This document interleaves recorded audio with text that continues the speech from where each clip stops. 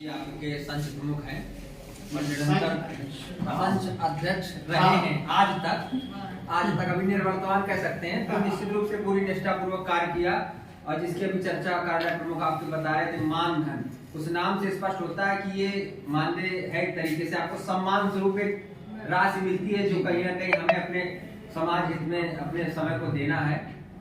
और इसके अलावा मैं अलग से कुछ चर्चा करना चाहता हूँ जो बहुत जरूरी है। आप सब बहने भाई गाँव से हैं और सरकार के ये लोग बैठे हैं, भारतीय जनता पार्टी को साथी बैठे हैं।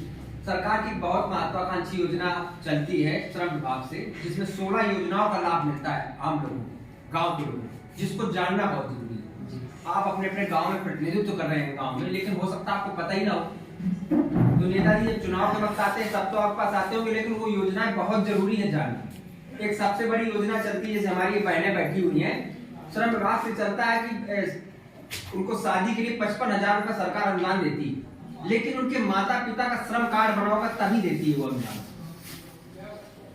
आपके घर में रहने वाला पिता या माता किसी न किसी रूप में, हम सब लोग ग्रामीण परिवेश में, कोई दुकान में रहकर काम करता है, कोई ईंट खरंजा नाली निर्माण करता है, कोई किसी का घर बनाता है, कोई पान की गुमटी रखता है, कोई गुटखा पान छड़ी बेचता है। मतलब कुल मिला कोई ना कोई ऐसा व्यवसाय होता है जिससे हम जुड़े होते हैं।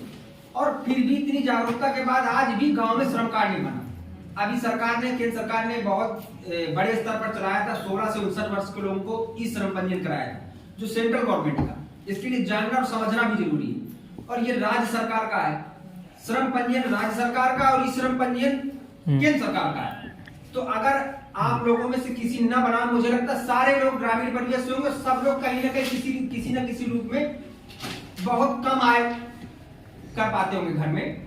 तो पहली योजना जो बहुत महत्वपूर्ण है, बेटियों की शादी के लिए सरकार द्वारा 55,000 रुपया शादी अनुदान मिलता है। लेकिन वो शादी अनुदान तभी मिलेगा जब आपके माता या पिता का श्रम कार्ड बना होगा, तभी आप अपनी बेटियों को या बहनों को श्रम का उसका लाभ दिला पाएंगे। दूसरी एक बहुत अच्छी योजना, शिशु हित मातृत्व लाभ योजना। पहला बच्चा होने पर सरकार 53,000 रुपया बेटी पर और 48,000 रुपया बेटे पर देती है, लेकिन वो भी तभी मिलेगा जब उसका श्रम कार्ड बना होगा।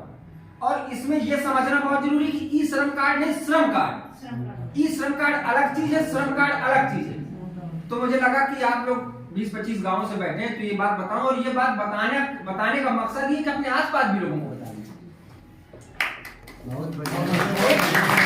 एक और बहुत महत्वपूर्ण योजना है। अभी जब कोरोना काल हमारे यहाँ देश में लागू हुआ, 1 मार्च 2020 से आज तक, आज इस जगह खड़े, इस बीच में किसी भी परिवार के मुखिया की मृत्यु अचानक हो गई है और उसके बच्चे छोटे हैं और वो पढ़ रहे हैं, तो उन बच्चों को सरकार द्वारा 18 वर्ष की उम्र तक 2,500 रुपया प्रति माह मानदेय दिया जाता है। लेकिन इतनी जागरूकता के बाद लोगों को पता ही नहीं।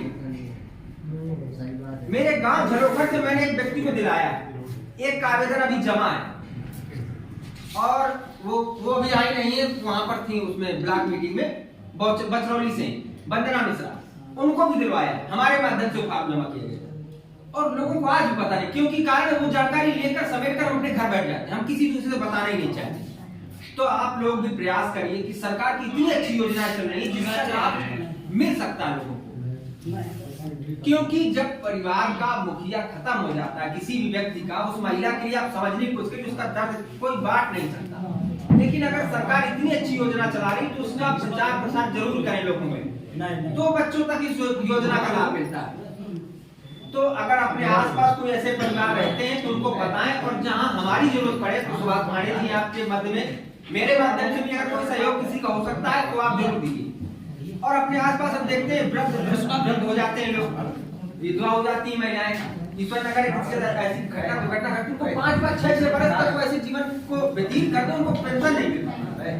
और बहुत सरल प्रक्रिया सरकार, कारण है हम अपनी जिम्मेदारी नहीं निभाते, सबसे बड़ी सच्चाई यही। तो प्रयास करिए आप सब लोग जिस स्तर पर हो अपने समाज